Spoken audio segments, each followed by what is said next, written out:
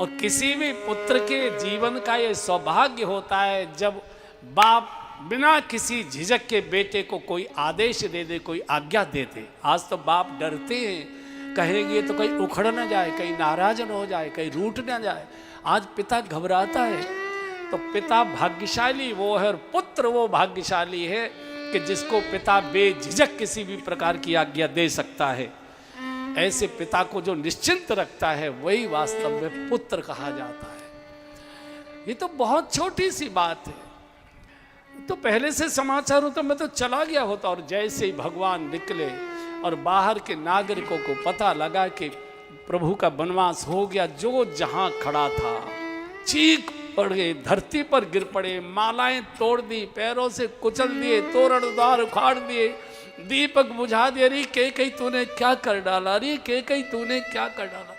पूरी अयोध्या में प्रातः काल जब शंख ध्वनि होती थी, जब घंटे के घड़ियाल बजते थे, जब वेद मंत्रों का उच्चारण होता था, वो हाके गई हा राम, हाहाकार मचा। भगवान दौड़कर कौशल्या माँ के भवन में पहुंच गए। साथ में सुमंत्र का बेटा भी साथ में था। कौशल्या जी पूरी रात सोई नहीं थी खुशी में। रात भर उस कौशल्या जी ने अपने हाथ से भगवान की पोशाक बनाई थी। कौशल्या जी ने सोचा था कि जब मेरा बेटा राम गद्दी पर बैठेगा, पहला राज तिलक, तो इस दर्जी के सिले कपड़े नहीं पहनाऊंगी, मैं अपने हाथ से पोशाक तैयार कर। पूरी रात मोती टांगते टांगते पूरी रात में पोशाक तैयार कराई है। बहुत सुंदर मोहन भोग तैयार किया है। राम बहुत कमज़ोर है, बहुत देर तक भूखा नहीं रह पाएगा, और ये पंडित लोग बड़े बड़े मंत्र बोलते हैं, इसलिए बहुत देर कर लेंगे, इतनी देर वो कैसे रहेगा। मोहन भोग तैयार करके सोच ही रही थी, इतने में तो प्रभु का प्रवेश होता है।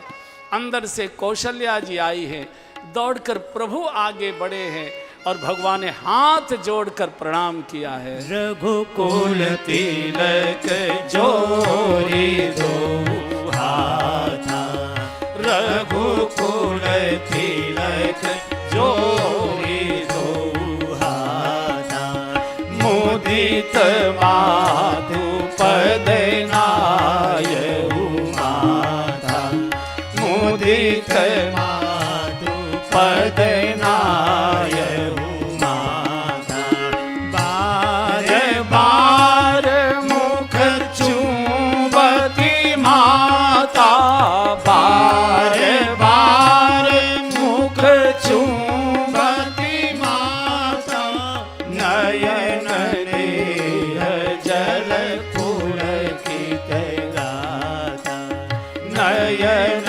नेह जल पुलकित गाता। हाजी रघुकुल तिलक जोरी दो हाथा, रघुकुल तिलक जोरी दो। जैसे भगवान ने दोनों हाथ जोड़कर माँ को प्रणाम किया, बूढ़ी माँ के स्तनों में भाव का दूध आ गया। एकदम राघव को ऐसे पकड़ लिया और कपोल पकड़कर बार बार मुख चुंबते माता। माँ जब बच्चे को अतिशय दुलार के भाव में होती है, कुछ नहीं करती, बार बार उसका चुम्बन लेती है, बार बार उसको चूमती है, बार बार मुख चूम माता, नैन नेह जल पुलकित गाता। बेटा बहुत देर हो जाएगी, मैंने मोहन भोग तैयार किया है, थोड़ा सा तात मधुर कछुआ। भगवान सोच रहे मैं कैसे बताऊं, अगर मैंने बोला तो ये माँ अभी प्राण छोड़ देगी, कैसे करूं। तो भगवान ने सुमंत्र के बेटे की ओर इशारा किया, तुम बताओ। सुमंत्र के बेटे ने कहा, माँ थोड़ा परिवर्तन हो गया है, राघव बता दो, कोई बात नहीं। तो भगवान ने कहा कि माँ आज मेरा राज तिलक होना था ना। बोले हाँ, इसमें ऐसा क्यों बोल रहे हो, होना ही है वो तो। बोले उसमें थोड़ा सा अंतर है, पहले तो पिताजी मुझे अयोध्या का छोटा सा राज्य दे रहे थे, अब पिता दीन मोय कानन राजू, बड़ा राज्य मुझे बन का दिया हुआ है, बस आशीर्वाद दे दे, कुछ दिनों के बाद फिर अयोध्या के राज्य को स्वीकार करूंगा, अब मुझे बन जाने की आदत। माँ तो समझ गई, एकदम चीख पड़ी, इस अयोध्या में कौन पापी बैरी पैदा हो गया जिसने हमारे मनोरथों को ऐसे कुठाराघात कर दिया। चीख चीख के रोने। भगवान कहते रही, माँ तुम राम जननी हो, तुम मर्यादा पुरुषोत्तम की माँ हो, अपनी मर्यादा रखो माँ, धैर्य रखो माँ। अरे बेटा कैसे विश्वामित्र ले गए थे मांग कर, हमने कैसे कैसे अपने को बचा के रखा था, जीवित रहे। वन में जाओ जाओ बेटा, कोई बात नहीं, जाओ सुखेन बने बन जाओ, करे अनाथ जन परिजन गाओ।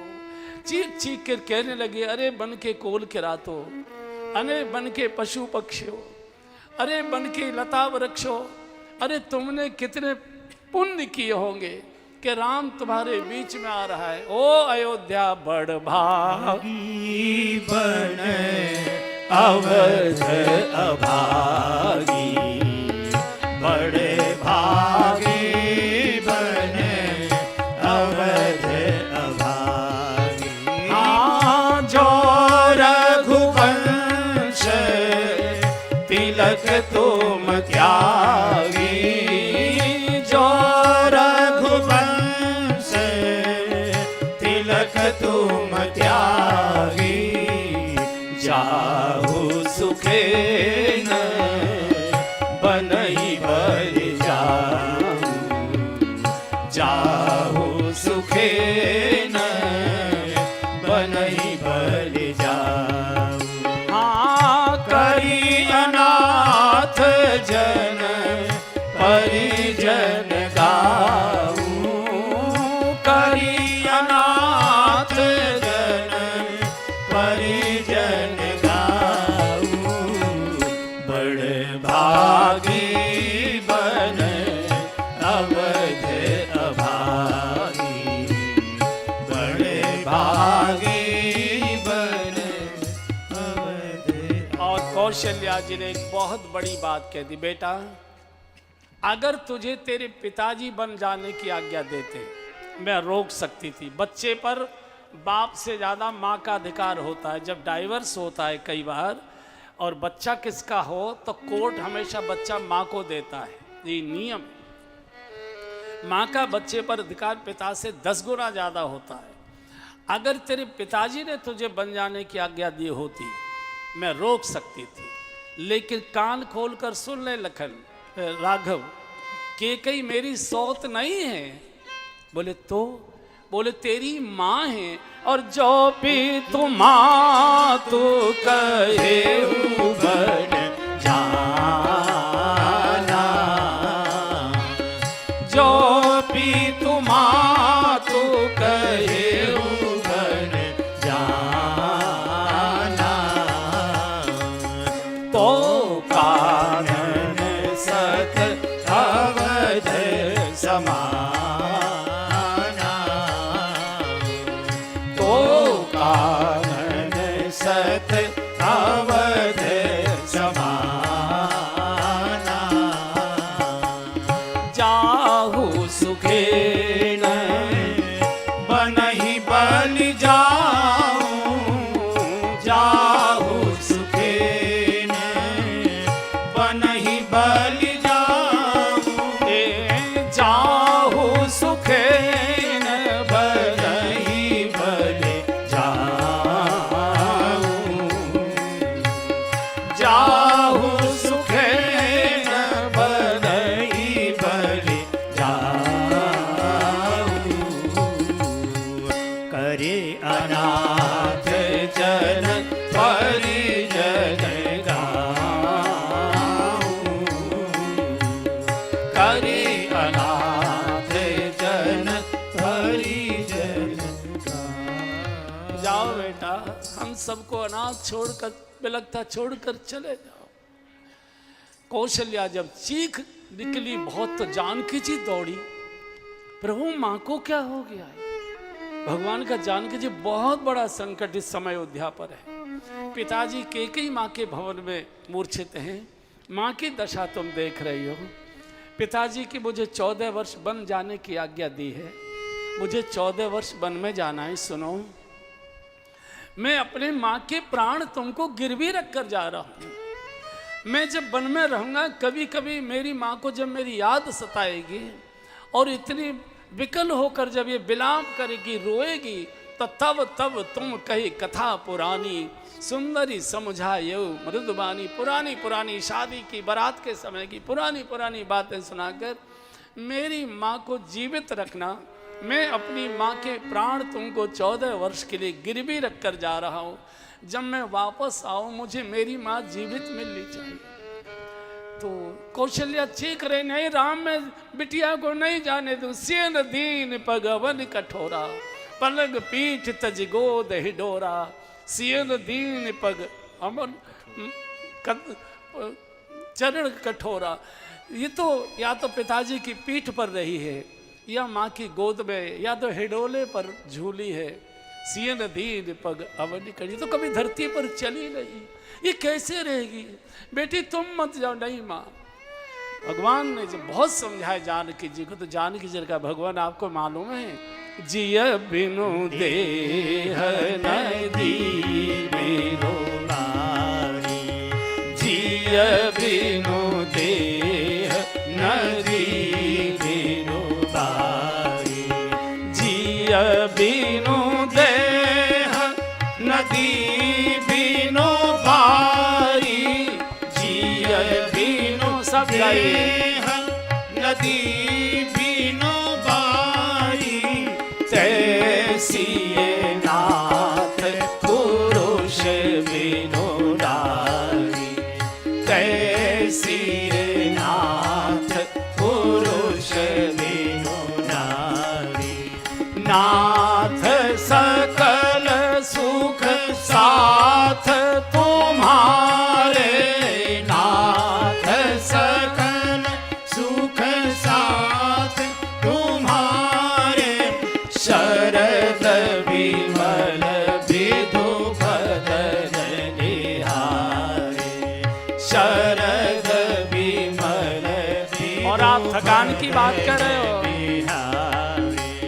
मोही मग चलतन होई हारी, मोही मग चलतन होई हारी, छीनो छीनो चरण सरोज निहारी, छीनो छीन चरण सरोज। भगवान, जैसे प्राण के बिना देह का कोई अस्तित्व नहीं होता, जल के बिना जैसे नदी की कोई शोभा नहीं होती, प्रभु बिना नारी के, बिना पति के नारी का भी कोई जीवन नहीं होता। पति विहीन सब शोक समाजू, भोग रोग समभूषण भारू, यम यातना सरिस सारे आभूषण, सारे श्रृंगार, सारे भोग सुख वैभव ये पति के साथ शोभा देते हैं। पति विहीन सब शोक समाजू। प्रभु आप नहीं ले जाओगे, आप निकलो, मैं प्राण छोड़ूंगा। भगवान सोच रहे सभी प्राण छोड़ेंगे। अच्छा तो जल्दी करो, देर मत करो, देर मत करो। इतने में तो लक्ष्मण जी आ गए रोते रोते। लक्ष्मण जी गार्ड ऑफ ऑनर की तैयारी करा रहे थे। जो मिलिट्री की टुकड़ी थी, जब कोई राजा शपथ लेता है तो उसको उस समय गार्ड ऑफ ऑनर दिया जाता है। तो अचानक बाजे आजे बंद हो गए और समाचार हुआ कि कुछ गड़बड़ हो गई है। तो लक्ष्मण जी भागे भागे भगवान के भवन में आए, प्रभु को देखा, जानकी जी को रोते, माँ को मूर्छित अवस्था में। तो लक्ष्मण जी का, प्रभु क्या हुआ? भगवान ने कहा, लखन बहुत बड़ा संकट है, पिताजी केकई माँ के भवन में मूर्छित पड़े हैं। माँ को, बड़ी माँ को तुम ये देख रहे हो, भरत और शत्रुघ्न यहाँ हैं नहीं। मुझे 14 वर्ष वन में जाने की आज्ञा हुई है पिताजी की, और जानकी जी मेरे साथ जा रही है। अयोध्या की अब सारी जिम्मेदारी तुम्हारी है, सबकी चिंता रखना। तो लक्ष्मण जी बोले, प्रभु आप किसको बोल रहे हैं? मुझे? मैं तो गुर पे तो मात न जानो का, मैं तो किसी को जानता ही नहीं। मैं तो जब आंख खोली थी, बारे उते निज हित पति जानी, बारे उते निज हित पति मानी, बारे उते निज हित पति जानी, बारे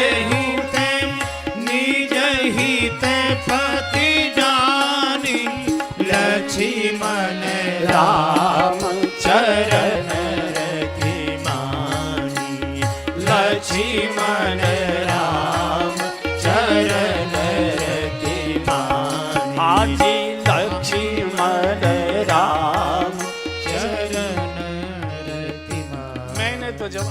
बोली थी तो आपके चरण ही देखे थे, मैं किसी को नहीं जानता। गुरु पे तो मात्र मैं किसी को जब जानता ही नहीं। लक्ष्मण जी के बारे में आपने सुना होगा, ये जब चारों भाई एक ही साथ पैदा हुए थे थोड़े थोड़े सेकंडों के अंतर से, तो लक्ष्मण जी एक तो आंख नहीं खोलते थे और लक्ष्मण जी कई सुमित्रा जी का दूध नहीं पीते। अब बच्चा दूध ही नहीं पिएगा तो जीवित कैसे रहेगा। तो वशिष्ठ जी के पास गई हैं सुमित्रा और कहा, गुरु जी एक तो बालक पहचान में नहीं आते हैं, तो भरत जी और राम बिल्कुल दोनों एक से थे, और ये जो लखन है आंख नहीं खोलता, दूध नहीं पीता। तो वशिष्ठ जी ने पूछा कि कहाँ सुलाती हो इसे? बोले मैं अपने पास। बोले नहीं, इसे राम के चरणों में सुनाओ और ये राम के चरणों में जाते ही आँख खोल देगा, और ये तुम्हारा दूध नहीं पिएगा, इसको राम के दाहिने चरण का अंगूठा मुंह में दे दो तो ये अंगूठा पीते पीते सो जाएगा। बच्चों को अंगूठा पीने की आदत लक्ष्मण जी के कारण से लगी है। सबसे पहले लक्ष्मण जी पिया करते थे। कभी कभी क्या होता था, सोते सोते भगवान भी बालक थे, करवट लेते थे तो अंगूठा निकल जाता था, तो बड़ी जोर जोर से रोने लगते थे, पूरा महल जग जाता था। फिर मैया भागती थी। फिर तो प्रभु मैंने तो बचपन से आँख खोली, मैं तो गुरु पे तुम आत न जानो, कहो प्रभु आप नहीं ले जाओगे, ठीक है आप सरयू पार करोगे, मैं सरयू में जल समाधि ले लूँगा, मैं जीवित रह लूँ। भगवान ने कहा भाई जो आ रहा है वही मरने की बात बोल रहा है, ऐसा करो मांगो विदा मातु सन जाई, माँ से विदा लेकर आओ। आप चले तो नहीं जाओगे? बोले नहीं, प्रतीक्षा करें। लक्ष्मण जी सुमित्रा के भवन में इस बेचारी भोली माँ के पास अभी तक कोई पहुंचा ही नहीं, इसे कुछ नहीं मालूम, बड़ी सीधी सादी। जाके इसने लक्ष्मण जी ने प्रणाम किया, जाय जनन पग नायो माथा, मन रघुनंदन जान की सता। मन को भगवान के चरणों में रख गए, तन माँ के चरणों में। तो प्रणाम किया सुमित्रा का। लखन ये बाजे बज रहे थे, जय जयकार हो रही थी, ये बंद क्यों हो गई? क्या मुहूर्त टल गया क्या? अरे माँ तू बड़ी भोली भाली है, तुझे कुछ मालूम है? अयोध्या का भाग्य फूट गया। क्या हुआ? बोले भगवान का 14 वर्ष का वनवास हो गया, भगवान जानकी जी के साथ वन को जा रहे हैं और मैं भी, तू भी। हाँ, तो यहाँ क्यों आया? भगवान ने कहा है कि जाओ अपनी माँ से आज्ञा लेकर आओ। मुझे आज्ञा दीजिए। माँ से? कौन माँ? लक्ष्मण जी ने कहा कौन माँ? अरे तू मेरी माँ है कि नहीं? एकदम सुमित्रा सीधी खड़ी हो गई और कहा लखन आज कहा सो कहा, माँ मैं तेरी माँ नहीं हूं। तो लक्ष्मण जी का माँ, अगर तुम मेरी माँ नहीं हो तो मेरी माँ कौन है? सुमित्रा जी ने कहा बेटा मैं तो 9 महीने के लिए तेरी धरोहर की माँ बनी थी, और सुनो ये थोड़े दिन जीवित और थोड़े दिन के बाद मरने वाली माँ में प्रीति मत लगाओ। मैं तेरी माँ नहीं हूं, शाश्वत माता पिता में रखो। तो बोले कौन है? बोले तात तुम्हारी माँ तू बेदेही, तात तुम्हारी माँ तू बेदेही, पिता राम सब भांति सहेली, पिता राम सब भांति सहेली, अवधता जहाँ राम निवासु, अवधता जहाँ राम निवासु, तहि दिवस जहाँ भानु प्रकाशु, तहि दिवस सब गाइए भानु प्रकाशु, जो पैसी राम बन जाई, जो पैसी राम बन जाई, अवध तुम्हार काज कछु नाहि, अवध तुम्हार काज कछु नाहि, तात तुम्हार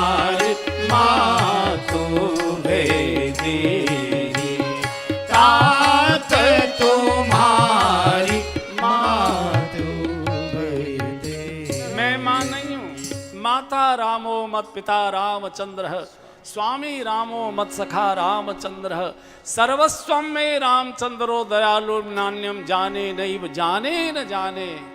मैं तो धरोहर की माँ हूँ बेटा, कितने दिन रहेगी? 50 साल, 60 साल, 70 साल, 80 साल, 85 साल, 90 साल, एक दिन तुझे छोड़कर चले जाएगी। इसलिए इसमें प्रीति नहीं रखना। शाश्वत माता पिता तात तुम्हारी मात वै देही पिता राम सब। और ये अयोध्या नहीं है, अवध कहाँ? जहाँ राम है, अवध तहाँ जहाँ राम। और सुन लखन, जो पे राम सिए बन जाई, अवध तुम्हार काज कछुनाई। अयोध्या में तुम्हारा कोई काम नहीं। मैंने इसी समय के लिए तुझे गर्भ में धारण किया था, इसी समय के लिए मैंने प्रसव वेदना सही थी, इसी समय के लिए मैंने तुझे अपने हृदय का अमृत पिलाया था, दूध पिलाया था। अब वो समय आ गया, जाओ तिलक। ये माँ है, भगवान का राष्ट्र का कार्य करो, दुष्टों का विनाश करने की लीला में भगवान का सहयोग करो, मेरी याद मत करो। माता पिता तो भगवान राम और जानकी जी। ये कहती है घर में तुम्हारा कोई काम नहीं। अब जरा हम विचार करें जो कथा सुन रहे हैं, लड़का शराबी हो जाए चलेगा, लड़का ज्वारी हो जाए चलेगा, लड़का उद्दंडी हो जाए, अपराधी हो जाए चलेगा, लड़का बिगड़ जाए चलेगा, लेकिन लड़का साधु हो जाए तो अगर अपना लड़का साधु हो जाए तो सारे रिश्तेदार इकट्ठे कर लोगे, यह समझाओ, यह समझाओ। हम कब मने कर रहे हैं बेटा, बोतल पी के आओ, बोतल लाओ, हमारी खोपड़ी पर फोड़ दो, दुनिया भर के हमको गालियां बको, सारे घर का माल जुआ में हार आओ, रहो घर में रहो। राणा प्रताप शिवाजी तो पैदा हो, लेकिन मेरे घर में नहीं, पड़ोसी के घर में पैदा हो। अरे भाई, इस देश, जय जय स्वागत, बैठिए। इस देश की धर्म संस्कृति को जीवित रखने के लिए माताओं ने अपनी गोद सूनी की है, माताओं ने अपने बच्चों को बलिदान के लिए तिलक लगाया है। आपके बिल्कुल पड़ोस में जाइए, अम्बाला से थोड़े आगे बढ़िए, सरहिंद नाम का एक छोटा सा कस्बा है। आजकल वो गुरुद्वारा हो चुका है, किसी समय वो सरहिंद के नवाब का किला था। गुरु गोविंद सिंह जी की माँ गुजरी बाई और दोनों उनके पौत्र जोरावर सिंह, फतेह सिंह रात्रि को वहाँ उस कस्बे में एक परिवार में रुके हुए थे। किसी प्रकार से जासूस के द्वारा जानकारी हो गई कि गुरु गोविंद सिंह की माँ और दोनों बालक यही सो रहे हैं। आक्रमण हो गया और तीनों को अरेस्ट कर दिया, तीनों को पकड़ लिया गया, नवाब के उसमें पेश किए गए। नवाब ने समझा, ये बूढ़ी माँ, ये दो छोटे छोटे दूध में बच्चे 12-12, 13-13 साल के काई को लिए लू घूम रही है, इनको इस्लाम स्वीकार कराओ, मैं राज्य का हिस्सा देता हूँ, ठाठ से रहो। कहाँ तुम ये मारे मारे घूम रहे? जब ये कहा कि इस्लाम स्वीकार करो, दोनों बच्चे खड़े हो गए। नवाब साहब, हम सिंह के पुत्र हैं, हम कायर किसी गिदड़ के पुत्र नहीं है। बोले क्यों मरना चाहते हो? बोले आज नहीं तो कल अपनी मौत मरेंगे, या तलवार से मरेंगे, बिस्तर पर बीमार से मरेंगे, जो तुमको करना है करो। बहुत झिकझिक हुई, दादी बैठी हुई है, कल्पना करो, माँ से ज़्यादा पौत्र दादी को ज़्यादा लाडले प्यारे होते हैं। जिसके गर्भ से गुरु गोविंद जी जैसा सिंह पैदा हुआ हो, माँ ने भी कहा गुजरी बाई दादी, बेटा चिंता मत करो, शरीर तो आता जाता आज नहीं तो कल जाएगा, धर्म रक्षा के लिए शरीर को जाने दो। निर्णय हुआ ऐसे कत्ल मत करो, तड़पा के मारो ताकि बुढ़िया चीख पड़े और बचा ले, इनको जिंदा रोक ले। तो दीवाल में चिनवाए गए। आप कभी जाएं वहाँ से जलंधर वाली सड़क पर, तो वो गुरुद्वारे में जाइए, वो ककैया ईंटों की दीवार है, उस समय चिनी आज भी जैसी की तैसी खड़ी हैं, जिनके भीतर गुरु गोविंद सिंह के दो लाडले 13-14 वर्ष के दो बालक जिंदा दीवालों में चिनाए गए थे। दादी को सामने बिठाया गया जब दीवार चलने लगी, ताकि दादी को दया आ जाए, दादी रोक दे। लेकिन सिंह की माँ है, गुरु गोविंद सिंह की माँ, जिसकी छाती का अमृत गुरु गोविंद सिंह जैसे सिंह ने पान किया है। दीवार चिरने लगी, और जैसे दीवार नाक तक आती थी, दीवार गिर जाती थी, नाक तक आती थी, दीवार गिर जाती थी। नवाब के पास समाचार गया, कोई जादूगर ही है महिला, ये दीवार गिरा देती है। तो पता लगा कि जब ये दोनों बालक दादी की ओर देखते, दादी दोनों बालकों की ओर देखते, दीवार गिर जाती है। तो दादी का कत्ल किया गया। अब चुनो, तो छोटा जो भैया था फतेह सिंह, तो उसकी ये जब दीवार यहाँ तक आ गई, नाक तक आ गई, तो बड़ा भैया जोरावर सिंह ये रो पड़ा। तो छोटे भैया ने कहा, भैया क्यों रोते हो, मरने से डर लगता है, सिंह के पुत्र हो, ये कायरता दिखानी थी, तो दादी का कत्ल क्यों करवा दिया, उसी समय स्वीकार कर लेते इस्लाम। बड़ा भैया कह रहा है कि भैया मैं इसलिए नहीं रो रहा कि आज हमारी जान जा रही है, इसलिए मैं नहीं रो रहा कि आज हमारा कत्ल किया जा रहा है। फिर रो क्यों रहे हो? बोले मैं इसलिए रो रहा हूँ कि तुझसे पहले मेरा जन्म हुआ है माँ के गर्भ से, भारत माँ की गोद में पहले मैं आया हूँ, माँ का दूध तुझसे पहले मैंने पिया है, लेकिन माँ के बलिदान आज तू मुझसे पहले तू बलिदान हो रहा है माँ की रक्षा के लिए। है जल्लादो, दीवार रोको भैया की, पहले मुझे चुनो तब इसको चुनो। ये है सुमित्रा। तात तुम्हारी माँ तुम्हें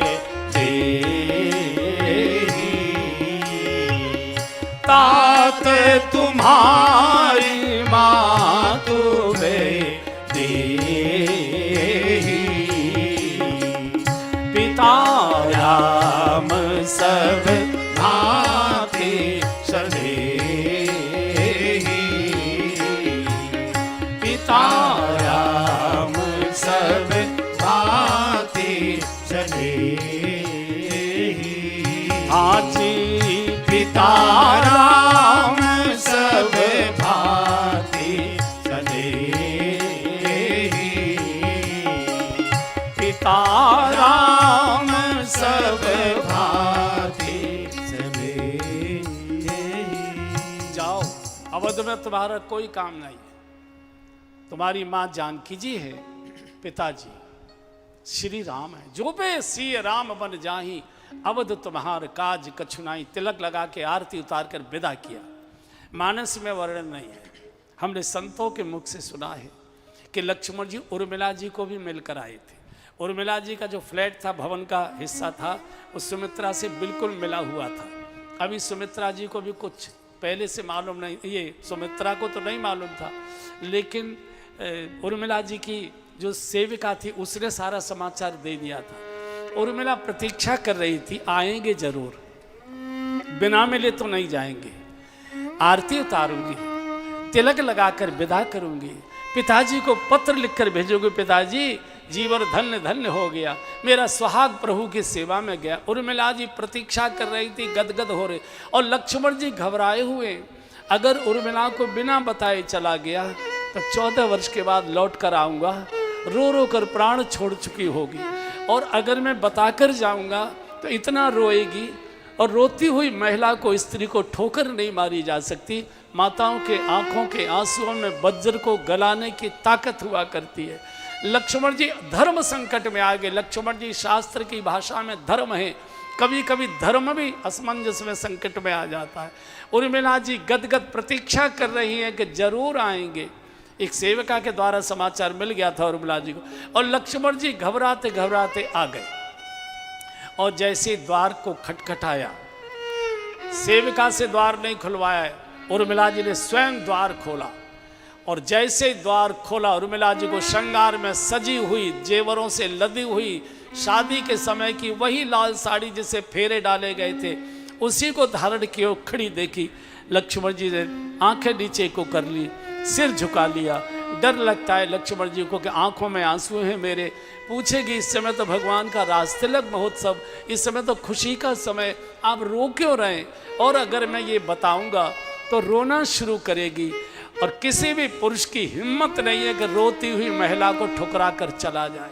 लक्ष्मण जी धर्म होने के बाद भी धर्म द्वंद्व में, धर्म संकट में आ गए। तो उर्मिला जी ने कंधा पकड़ लिया, आर्यपुत्र सामने देखो, घबराइए मत। वीरों की जो परीक्षा है वो संकट के समय हुआ करती है।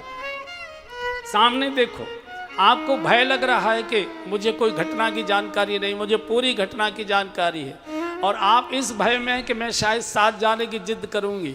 आर्यपुत्र, साथ जाना तो बहुत बड़ी बात है, मैं अपने मन में भी नहीं चाहूंगी कि आप मुझे साथ लेकर चलें। मैं किसी सामान्य बाप की बेटी नहीं हूँ, मैं योगी राज महाराज जनक की बेटी हूँ।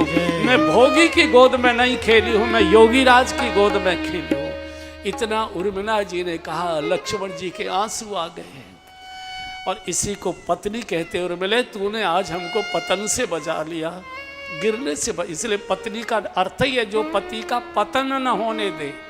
और माताओं की वाणी में तो कर्कशता होती है, लेकिन आंसुओं में बहुत बड़ी ताकत होती है।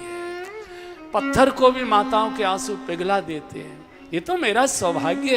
अंदर दौड़ कर गई है, आरती का थाल सजा रखा था, आरती उतारी है, तिलक लगाया है और शीश चरणों में रखकर लक्ष्मण जी के माथा टेका है और घुटने टेक कर हाथ जोड़कर प्रणाम कर कहा, आर्यपुत्र आप जा रहे हैं, मेरे सुहाग का ये सौभाग्य है, लेकिन मेरी भी आपसे एक प्रार्थना है। बोलो देवी।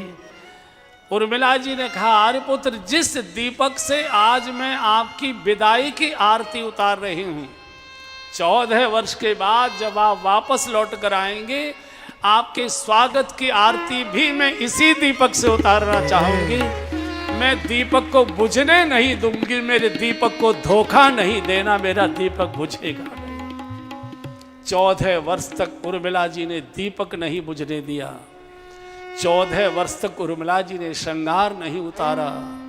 14 वर्ष तक उर्मिला जी ने नींद नहीं ली, सोई नहीं। 14 वर्ष तक उर्मिला जी ने अन्न सेवन नहीं किया। 14 वर्ष तक उर्मिला जी ने अपने भवन के द्वार बंद नहीं होने दिए। शास्त्र कहता है कि मेघनाथ लक्ष्मण जी के द्वारा मारा गया। मैं शास्त्र को झूठा नहीं कह सकता, लेकिन सत्य इतना नहीं है। सत्य ये है कि मेघनाथ उर्मिला जी की तपस्या के तेज से मारा गया, पातिव्रत के तेज से मारा गया। लक्ष्मण जी के बाण में उर्मिला जी के पातिव्रत का तेज समाया हुआ था। रघुवंश की बहू है ये सामान्य किसी परिवार की लड़की नहीं है। ये योगी राज जनक जी की बेटियां हैं। कह दिया, मैं किसी भोगी पिता की गोद में नहीं खेली, मैं योगी राज जनक की गोद में खेली हूँ। मैंने योग का ही लालन पालन झेला है और योग का ही दूध पिया है। लक्ष्मण जी ने कहा, उर्मिला मन करता है कि आज सिर तेरे चरणों में रखूं। आज तूने मुझे पतित होने से बचा लिया। तिलक करके विदा किया है। यहाँ से जब तीनों चले हैं, पूरी अयोध्या आज भगवान के भवन के बाहर, कौशल्या जी तो मूर्छित हो गए, उन्हें तो कुछ मालूम नहीं। पूरी अयोध्या के नागरिक सड़कों पर लेट गए। राघव हमको कुचल कर जाओ, सब केकई को गाली देने लगे। हठीली तेने काठानी मन में राम सिया भेजे तेरी वन में। राम सिया भेजे तेरी वन में।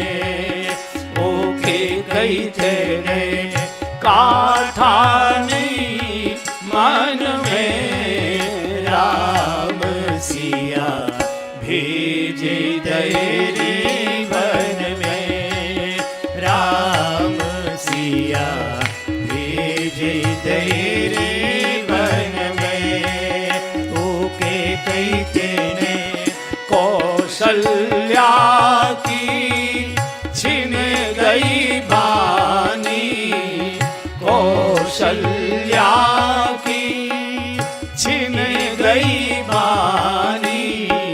रो न सकी और मिला दीवानी। रो न सकी और मिला दीवानी। के कई तू इतनी रानी।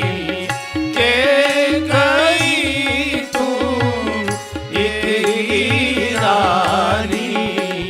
रह गई महलन में। राम सिया भेजे तेरी वन में। राम सिया भेजे तेरी वन में। ओके कई तेने काठानी मन में। भेज तेरे वन में, राम सिया भेज तेरे वन में। ओके कई तेने यद्यपि भरत हीरो ही जायो, यद्यपि भरत तेरो ही जायो, तेरी करनी देखी ल जायो, तेरी करनी देखी ल जायो। अपनो पद तेने आप गवायो, अपनो पद तेने आप गवायो। भरत की नजरन में राम सिया भेज तेरे वन में, राम सिया भेज तेरे वन में। ओके कई तेने काठानी